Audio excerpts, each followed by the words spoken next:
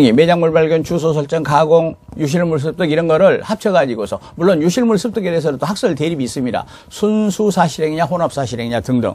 그런데 요거를 암기를 막 하십니다. 또 그렇게 또 강의하시는 분도 있어요. 매주 가유 충청도 사람이다 해가지고 이 자체는 절대로 시험에 안 나옵니다. 물론 물건에 가가지고 매장물 발견하고 가공, 유실물 습득은 의사표시와 편차 때문이 아니라 소유권 취득 원인으로 다시 얘기됩니다만은 어찌됐든 간에 이거를 순수 사실행위라고 암기하는 거 이런 거는 시간 낭비입니다. 체계상의 분류 요거 확실하게 두시기를 바랍니다. 그 외에 혼합 사실행위도 있습니다. 예를 들어서 습득이라든지 물건의 인도, 동사의 인도 등이 거기에 해당이 됩니다. 다음으로 용태가 지금 이렇게 복잡했는데 용태가 외부적 용태가 있는데 내부적 용태 이거는 밖으로 안 나타난다는 얘기가 되겠어요. 그 중에서 첫째가 관념적 용태가 있습니다. 관념적 용태는 선이냐 악이냐 또는 대리인이라고 믿었느냐 하는 걸 가리켜서 관념적 용태라 그렇게 얘기를 한답니다. 여러분 나중에 다시 공부하겠지만은 잠깐 제가 맛보기를 한번 얘기를 해보겠습니다. 예를 들어서 갑이 이렇게 을한테 땅을 팔고 등기를 넘겨줬어요. 근데 왜 그랬냐면은 을이 주먹이 센 사람이어가지고 갑을 협박을 했던 겁니다. 너 말이야, 네 땅 안 팔면 죽일 거야 막 이래가지고 헐값에 팔아버렸어요. 을은 이게 폭력배 조폭이죠. 병한테 또 팔아버렸어요.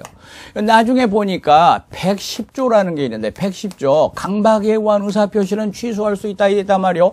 내가 너한테 팔고 등기를 넘겨주기는 했는데 나 말이야 너무 억울하단 말이야. 강박당했단 말이야. 이래가지고 취소해버렸어요. 근데 이미 등기는 병한테 넘어가 있어요. 그럼 여기서 갑이 병한테 야, 그 땅 말이야 갑 내가 을한테 판 거 아니니까 나한테 말소해가지고 돌려다고 했을 때 병이 갑한테 돌려줘야 될까라는 걸 보았더니 110조 사망해가 병이 선이었을 때는 돌려달라고 못한다. 여기서 선이란 말은 몰랐다 그 말입니다. 을이 공갈로 해가지고서 땅을 거의 빼앗다시피 했다 하는 걸 모르고 샀을 때는 갑은 을한테는 돌려달라고 이렇게 말하지만 병한테는 말 못한다는 얘기입니다. 이게 몰랐다는 얘기, 몰랐다. 여기서 제가 한마디만 더 말씀드리겠습니다. 몰랐을 때는 병이 권리취득 한다. 참 간단하죠. 근데 대개는 이제 재판을 합니다. 갑이 병을 상대로 소유권 말소 소송 또는 무슨 소유권 이전 청구 소송 제기를 했어요. 이랬을 때 이제 결정적인 것은 병이 공갈 사실을 몰랐으면 병이 재판에서 이기고 알아버렸으면 즉 악이면은 갑이 이기고 이렇습니다. 그런데 여러분 선이냐 악이냐는 여기서 사람의 마음 속에 있어요. 을병의 계약 당시에 병이 그 사실을 알았는가 몰랐는가 재판관이 그거 모릅니다.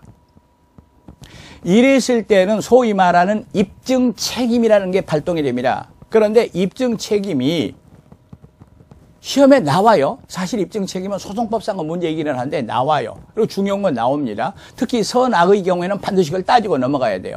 이때 가만 보니까 재판할 때 병의 선의는 추정된다 이랬어요. 이 말은 갑이 만약에 재판에 이기려면 병이 을한테 땅 살 때 공갈 사실을 알고 있었다는 걸 갑이 증명해야만 법관이 설득당할 만큼 증거를 제시해야만 갑이 이기고 제시 못하면 그러니까 선이었다 그것도 증명이 안 되고 악의였다 그것도 증명이 안 될 때는 병이 이겨버린다. 다시 여러분 내부적 용태는 이렇게 증거의 문제가 있다. 거기서 생기는 규정이 추정 규정이고 거기서 생기는 소송법상의 문제가 입증 책임이라는 거 다시 한번 말씀드리겠습니다. 그리고 의사적 용태도 있습니다. 앞서 제가 토지 소유권의 시효 취득 말씀드렸는데 소유자가 되자면 반드시 소유의 의사로 20년간 점유를 해야 됩니다. 예를 들어서 매수인의 의사로 해야 됩니다. 임차인 의사 가지고는 안 된다는 얘기입니다. 라든지 사무관리에 있어서는 반드시 관리 의사가 있어야 돼요. 나무 아이를 유괴한다가 아니라 그 아이의 보호자가 오면 돌려줘야지 하고 관리 의사가 있어야 됩니다.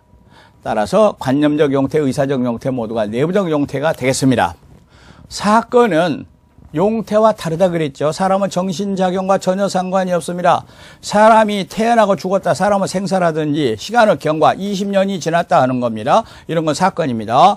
그리고 천연과실의 분리도 사건에 해당이 됩니다. 용태와 사건의 차이점이 가장 크게 분류한 겁니다. 그 중에서 외부적 용태, 그 중에서 적법행위, 그 중에서 의사표시와 준법률행위의 편차, 이 부분은 우리가 확실하게 알고 넘어가야 됩니다. 다음 강좌에서 다시 이거 얘기 계속하겠습니다.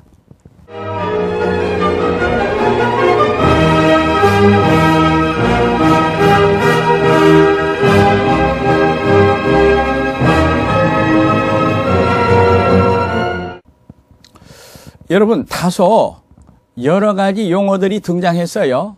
불가피하게 등장했습니다. 그러나 겁먹을 필요도 없고 우리가 꼭 알아야 된다라고 강조한 그 부분으로 공부하시고 다음 강좌 공부하시면 되겠습니다.